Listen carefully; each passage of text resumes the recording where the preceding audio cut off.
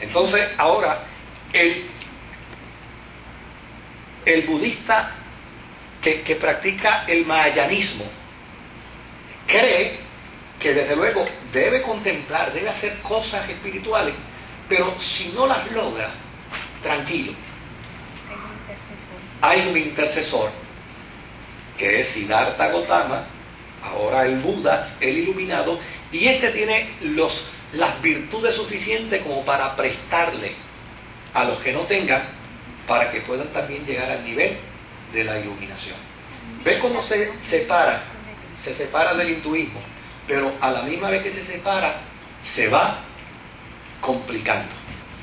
Y hace de la experiencia religiosa una parecida al hinduismo en algunos conceptos que se siguieron manteniendo, pero no en todos. A eso se le añade el que el budismo, por ser una religión que la esencia está basada en la contemplación y en el yoga, la esencia del culto, del acto cúltico, pues obviamente no tiene problemas en que otros eventos sincréticos se adhieran a él.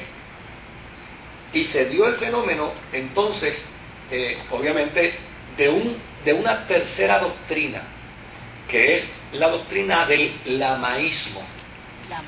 Sí, esta es la doctrina del Dalai Lama. ¿Cuál es la doctrina?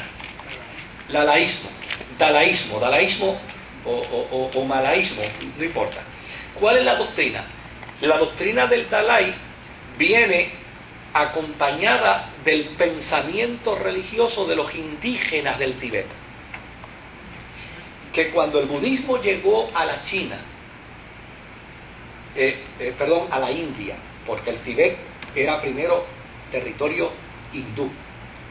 Cuando el budismo entra precisamente al Tíbet, los indígenas dijeron: nosotros lo aceptamos, pero sin eliminar nuestras costumbres. Y desde luego el budismo entonces lo que hizo fue, le permitió a ellos añadir algunos de los preceptos y de las costumbres religiosas que ellos tenían. Entonces, ¿qué hace diferente el dalaísmo del budismo tradicional del sur o del norte? Lo hace diferente el que ellos practican mucha superstición, mucha magia, y obviamente entran en una experiencia mucho más mística que los otros.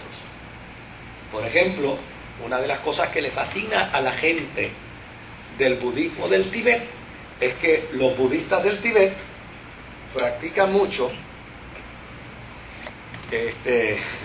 Sí, atiéndeme esta llamadita aquí. Oh. Es de mi esposa, sí. Los budistas del Tíbet practican, pero mucho, la cuestión esta de la levitación. Son los que se meten en pozos congelados y se quedan ahí por semanas. Son los que hacen que inclusive un estetoscopio no pueda percibir los latidos del corazón. Los reducen a tal punto que ni siquiera un estetoscopio puede escucharlos. Y obviamente yo he hablado con personas que han estado 15 años, 20 años en el Tíbet practicando el budismo, y me dicen que una de las cosas que ellos han visto espectaculares es que un tibetano, un budista tibetano, puede estar conversando aquí y de momento se desaparece. Lo hacen como resultado del manejo de la magia hindú antigua. Básicamente eso fue lo que discutimos la semana pasada, sí. Sí, tú dices las dos verdades. Sí. Hay otro elemento que también discutimos la semana pasada, y es el hecho de que aún pueden haber ciertos parecidos a conceptos del cristianismo en el budismo. Pero, desde luego, los abismos teológicos son insalvables. Y de eso es que vamos a hablar hoy, de los abismos teológicos que hay.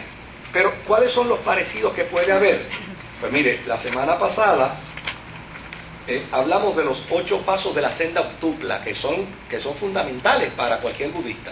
O sea, una persona que es budista debe caminar hacia eso.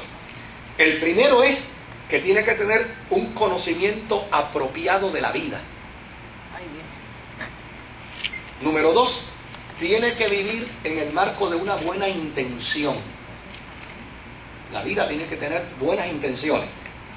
Número 3, tiene que tener un lenguaje apropiado.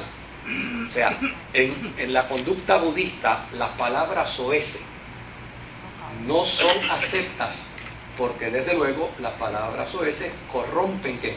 El pensamiento. Número 4, tiene que asumir una postura de buena conducta. Número 5, tiene que vivir con medios de vida que sean honestos y altamente moral.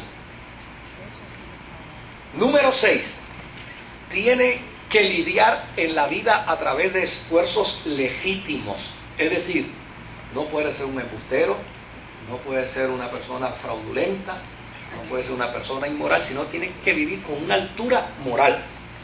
Número 7, tiene que tener una perspectiva clara y correcta de las cosas. Y número 8, tiene que tener una plena y verdadera concentración de sus metas y de sus objetivos. Cuando uno mira estos 8 pasos de la senda octupla, uno descubre que todos y cada uno de ellos son parte de ¿qué? De la filosofía cristiana. Y que son buenos. Y no son malos. Ahora, el problema estriba en que aun cuando estos pasos son nobles y son loables, todo el aparato teológico del budismo distorsiona lo que el cristianismo llama la teología, teniendo como base las escrituras. O sea, en el cristianismo hay doctrinas fundamentales.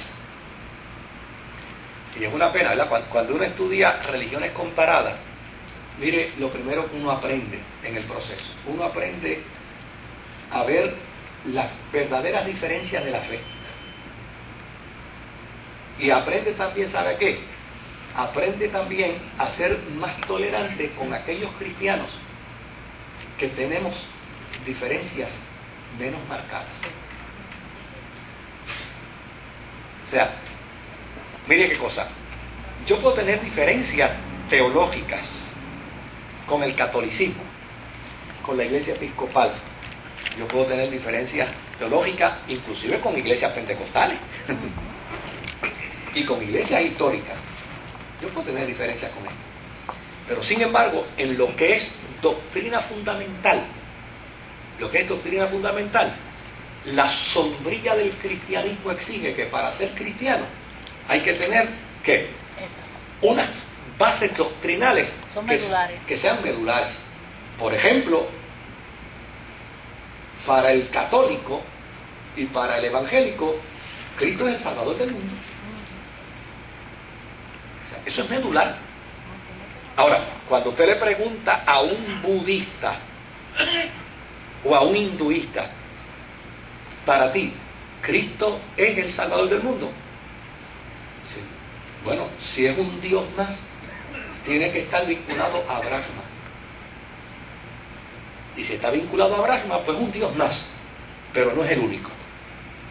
Él es uno más de 1.000 millones de dioses que nosotros tenemos.